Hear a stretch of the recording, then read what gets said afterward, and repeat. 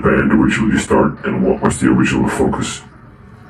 Well, we started back in 2006 with 3 members from previous bands, Torben Pedersen, Jacob Hansen and myself, which sought 2 other members, Boris Segel and Christopher Efeld, to complete the band. And we wanted a soundscape which was inspired by modern metal, but also a lot of electronica, because we listen to both genres.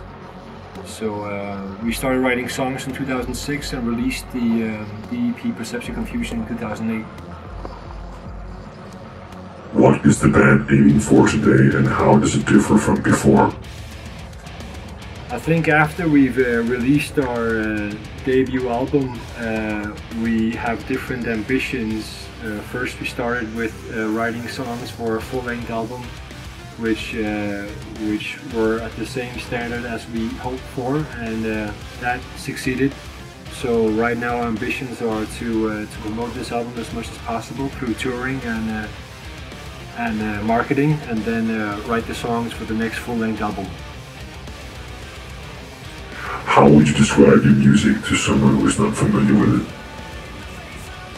I think I would describe it as a mix between industrial metal, gentle metal, and also some melodic death metal inspired by the Swedish genre, the Swedish sound. So in general, it's a Scandinavian sound with metal and electronic influences. Your album Edge of the Obscure has been already released in Denmark. What kind of responses have you gotten to it so far? So far we've got great reviews, really great reviews actually. We're very positive, surprised about the reviews. All of them are mostly top stars, so it seems like that people can understand the concept of the album and the concept of our sound, so we're really satisfied. Is there a concept underlying the album? Yes, the concept is that you follow a being, which is based upon the name of the band, The Interbeing, which goes through different worlds of dystopian inspirations and also futuristic inspirations, and you follow this being through these worlds, which ends up at the edge of the obscure. What is the reason for such a gap between Danish, European and worldwide release dates of Edge of the Obscure? Well, you start locally. We started locally with the Danish market because it was in Denmark. We had a small fan base, and for the rest of Europe we had to promote the record first. So we had to make some preparations to make sure that the album was actually heard of, and created some kind of hype around the album in the other districts around the world, and that's why we start with Denmark and then Europe and then outside of Europe. Your debut EP, Perceptual Confusion, was released in 2008 and got very positive responses. What took you so long to release a debut full-length album? Well, first of all, we wrote the rest of the songs, which took around I think almost a year and a half afterwards. We had all the songs complete, and in the beginning of 2010 the album was finished, and then we started recording ourselves. Afterwards the album had to be produced and then communicated to labels, and I think we underestimated that time, the duration for us to actually get the contract in place. So I think it came down to us trying to experience this new period of getting the contract. Were the songs from the EP originally destined to be featured on an LP, or did the idea come to you later? I think we, from the beginning, were very convinced about using the songs on the EP on the debut album. We knew that they were great songs, and we knew that the rest of the world had to hear them not only on the demo but also on the full-length album. but we also wanted to give some sounds to our fans from the beginning. So we released the EP in 2008 to make sure that people heard of us before the record came out. So yeah, it was intentional. In March of this year, you signed to Mighty Music/Target Distribution. Why did you choose this label? Are there any propositions from other labels? We had several propositions from other labels, and the whole communication process took longer, as I said before, than we expected.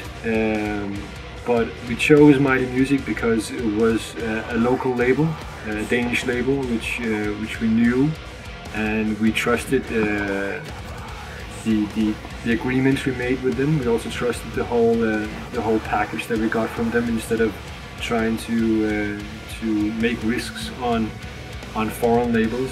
So we wanted to start locally, and that's why we chose them, to make sure that we start on a safe base. As far as we know, you're planning a European tour this fall. Are there any confirmed dates yet? Do you have any other touring plans? Yes, we're working on the European tour, and so far we have some really good contacts in Italy and also Great Britain. These are the two countries we're communicating a lot with lately. But we're definitely striving for reaching as many European countries as possible. If not in 2011, and maybe also in the beginning of 2012 and the rest of 2012. So our ambition is to reach as far as possible. Right now it's Italy and Great Britain we're betting on. What was the funniest moment for you during a gig or tour? I think the funniest moment, we don't really have so many specifically funny moments on a scene, but I think the last one was when I got our bass player's bass in my face on stage, which cracked my eyebrow. Blood everywhere. Blood everywhere. That was pretty funny. That was not expected or planned, and we could definitely laugh at it afterwards. Do you consider yourself a part of a gent scene? How do you think this modern metal scene that you're often considered part of relates to the gent scene? I definitely think we're part of the gent scene. We're also very inspired by gent music in general, and of course you start off with pioneers such as Meshuggah and stuff like that, and we also listen to that kind of music, and the whole gent scene, we feel that we are part of it. We're also adding something else, such as the industrial sounds and the whole electronic soundscape. So I think the modern metal scene relates to the gent scene by including the same features, but by adding something different to that gent scene. So yes, we're part of it, but we're also adding something. How do you go about writing songs? Do you do it as a band, or does each member have their own field of work?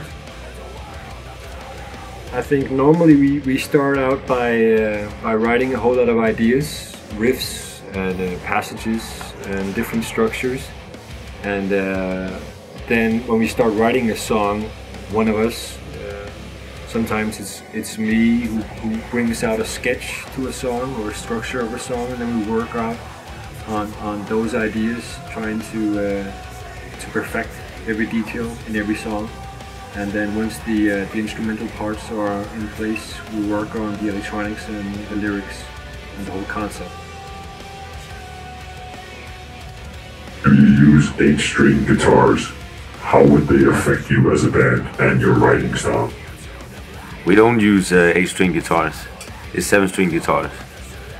But we've talked about using 8-string guitars for the future, and we don't know, maybe there's going to be something on the next album, but I don't think it's going to be just 8-string guitars. I think we're going to stick to the big H. If we go down tune, I think we're going to maybe mix the tune from an 8-string guitar but put it on a 7-string guitar. So you still go low tune than we've released so far, but keeping to the 7-string concept. Yeah. Are you already working on new material? Maybe there are some plans for the future you would like to share. Yes, we are working on new material, and it sounds kick-ass so far. We're really happy with the new ideas that we are working on, and very excited about the second album. So it looks very good so far. The plans we have right now are, amongst others, a music video that we're going to release in the late of 2011. A music video for one of the tracks for the album, and also the touring part that we talked about before. How do you feel about the band being compared to Mimic and Cybreed? Were they your main influences? I think our main influences varied a whole lot. We all in the band listen to different metal bands and also electronic bands. Of course, Cybreed, Mimic, Meshuggah. Also all the gent bands out right now. It could be Tesseract or Viliator, or also electronic bands, projects such as Aim and Total, Massive Attack we listen to a lot. So we try to be open to inspirations. But of course they are bands that we listen to a lot and definitely admire. You've recently released a music video for the track Pulse Within the Paradox, based on scenes from Ricardo de Montre's short film The Raven. Are you going to film a music video for another track off the album? Yes, we are planning a new music video at the moment. We have picked out the track. We also know which company who is going to produce the video. So everything is so-called in place. The storyline is in place. The location, I think, is also in place. So I'm going to start working on that intensively next month, and hopefully released by the end of 2011. Have you thought about collaborating with other bands / musicians? Who would you really like to work with on a song or project? We haven't really considered any bands or projects to work with. We try to define our own sound and our own songs, and we're very excited about writing the new material for the next album. And I think that alone shows. Yeah, exactly. Exactly. We haven't really thought about collaborating with anyone right now. That's all we wanted to ask. Last words are yours. Well, yes, we have the European release, the 1st of August, so the record is out now in Europe, and stay tuned for the rest of the world. Go out and check it out, and also our music video. The next song is going to be official within the next couple of months or so keep an eye on that. We also have some good news, such as new merchandise and other things, which will be published on our websites during the next couple of weeks and months. So stay tuned for some good stuff. Thanks for the support out there.